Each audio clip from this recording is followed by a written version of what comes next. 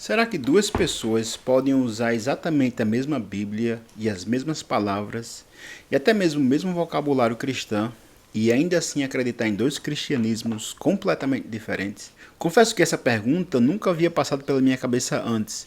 Eu sempre pensei que bastava ouvir as palavras. Por exemplo, se alguém falava sobre Jesus, ou se alguém falava sobre fé, ou se alguém falava sobre ressurreição, eu automaticamente concluía que estávamos falando sobre a mesma coisa.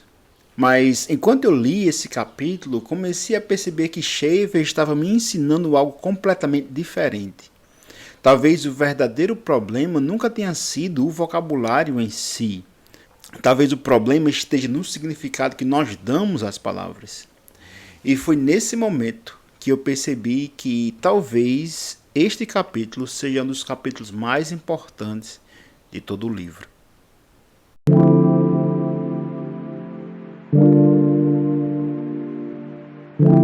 Nos últimos capítulos, Schaeffer nos levou para fora da igreja. Ele nos mostrou como a filosofia mudou. Depois vimos a arte, a música, a literatura e a cultura. Mas agora acontece algo totalmente inesperado. Pela primeira vez, ele volta os olhos para dentro da própria teologia. E confesso que isso tornou a leitura muito mais desconfortável. Porque é muito fácil analisar os erros da cultura.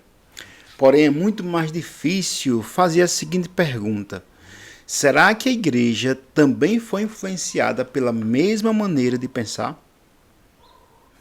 Schaeffer faz uma comparação muito interessante com a reforma protestante. Os reformadores não estavam apenas discutindo práticas isoladas da igreja de Roma. Eles perceberam que existia um sistema inteiro sustentando aquelas práticas, sustentando aquela forma de pensar, uma maneira de entender a autoridade, uma maneira de entender a verdade e a revelação bíblica. Por isso, eles atacaram o sistema e não os sintomas em si. E então Schaeffer diz o seguinte: hoje nós estamos diante de um desafio semelhante.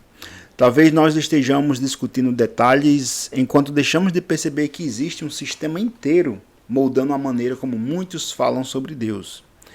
Essa observação me fez parar, porque é muito mais fácil discutir conclusões, porém é muito mais difícil investigar os pressupostos. Schaeffer afirma nesse livro que pode ser ingenuidade discutir questões teológicas antes de discutir o conceito de verdade. Vamos imaginar que existem duas pessoas. As duas pessoas estão afirmando a mesma coisa. Por exemplo, eu acredito em Cristo.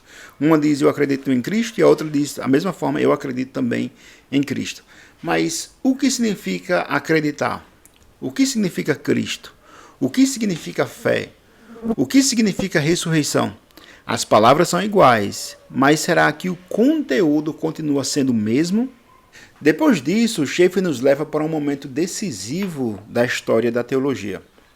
Os antigos teólogos liberais aceitaram um pressuposto: o sobrenatural não pode fazer parte da história. Milagres não podem acontecer. A intervenção divina deve ser descartada. Mas, ao mesmo tempo, eles queriam preservar Jesus. Então iniciaram a famosa busca pelo Jesus histórico. Ou seja, eles estavam tentando preservar as conclusões depois de terem abandonado os fundamentos. Mas Schaeffer diz que esse projeto fracassou, porque ao retirar o sobrenatural da vida de Cristo, acabaram descobrindo que quase nada permanecia. Era como tentar arrancar as raízes de uma árvore esperando que a árvore continuasse viva. E então Schaeffer diz algo muito importante.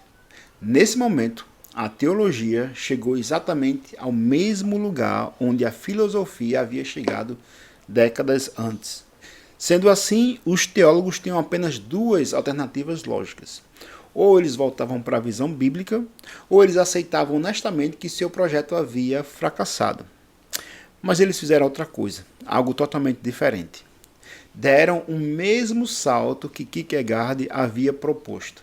Em vez de fundamentar a fé na realidade histórica, passaram a fundamentar a fé na experiência.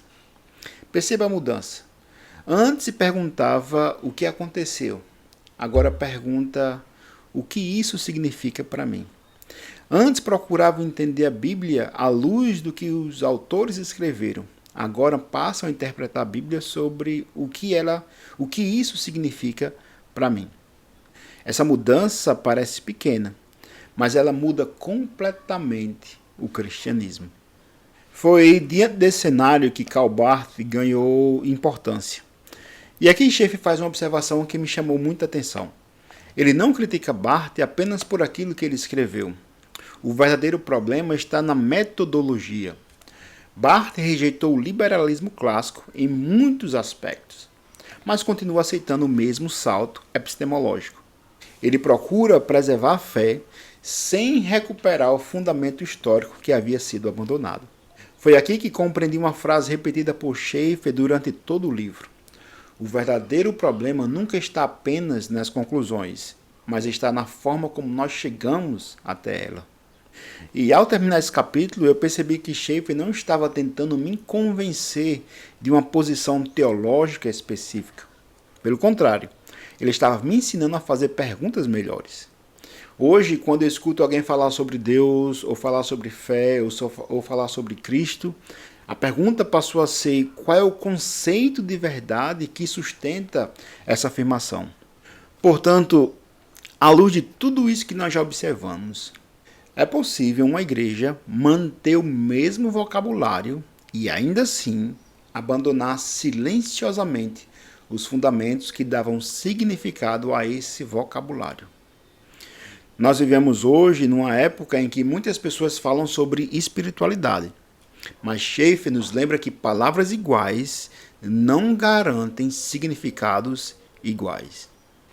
E isso nos prepara para o próximo passo, pois se a crise da verdade alcançou a filosofia, alcançou a arte, alcançou a música, alcançou a cultura e até mesmo a teologia, a pergunta que vem é: será que existe alguma base suficientemente sólida para reconstruir a cosmovisão cristã sadia?